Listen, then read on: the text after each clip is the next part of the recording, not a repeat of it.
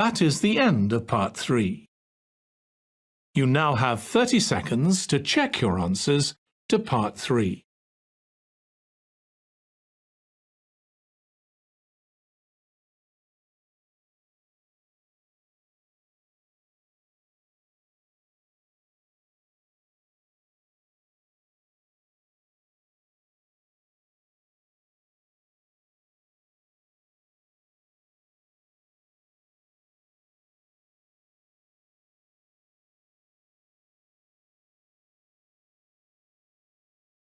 Part 4. You will hear a talk given by Dr. Miranda James. First, you have some time to look at questions 31 to 40.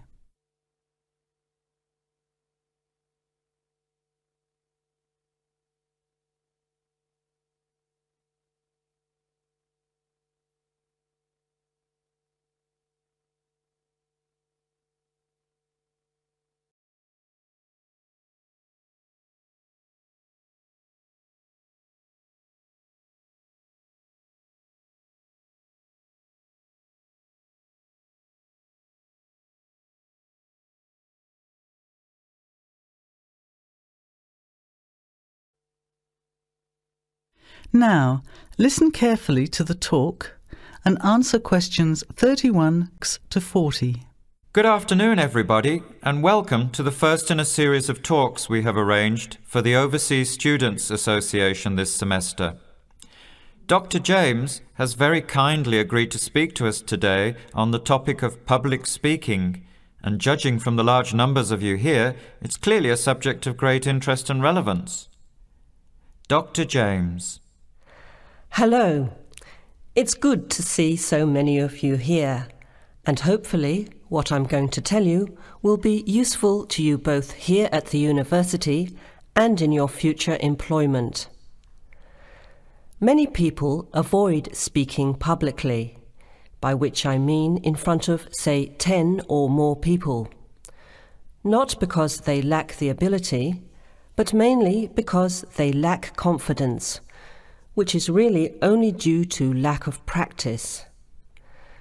Today, as a consequence of the influence of television, audiences expect speakers to be relatively brief and to the point, in addition to being well-informed and interesting or entertaining.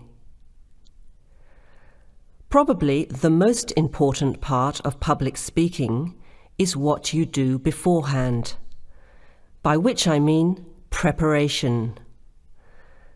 This includes practical details, such as knowing precisely what your topic is and exactly how long you are expected to talk for. You should also plan the content thoroughly. A good strategy is to write out the content as you intend to say it, and then make brief notes, preferably on small cards, which you use to talk from. This way you sound more natural. You incorporate pauses while you look at your notes, and you can then look at your audience while you are speaking. Never read your speech without looking at the audience. Eye contact is a very important part of communicating with an audience. So deliberately move your head and look around at your audience.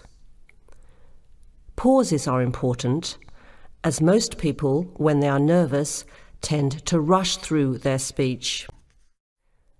Practice speaking slowly. This gives you more time to pronounce your words correctly. It's always easier for your audience to listen to someone whose speaking is clear and calmly paced, so that they can understand the ideas being explained. And the bigger the group, the more slowly you should speak. Remember to project your voice, speaking clearly to the person furthest away from you. It's a good idea to rehearse and record yourself. Pay attention to your intonation when you listen to yourself. It's even harder if you're speaking in a second language, I would imagine. But there's nothing worse than listening to a flat, monotonous voice. So try to vary your tone and rhythm. This will add meaning to your words. Lastly, pay attention to both your posture and your gestures. A confident person stands or sits in a small group with their head up, chin out, and shoulders back. Try to avoid scratching or fiddling with your hair or beard, or pens, jewellery, and so on. These movements can distract and irritate your audience. Yet you may be unaware of them yourself. Another reason for rehearsing, preferably with feedback from a friend, or better still, on video. I hope these few tips will make your experience of speaking in public a little easier. Remember, practice makes perfect. That is the end of Part 4. You now have 1 minute to check your answers to Part 4. That is the end of the listening test. In the IELTS test, you would now have 10 minutes to transfer your answers to the answer sheet.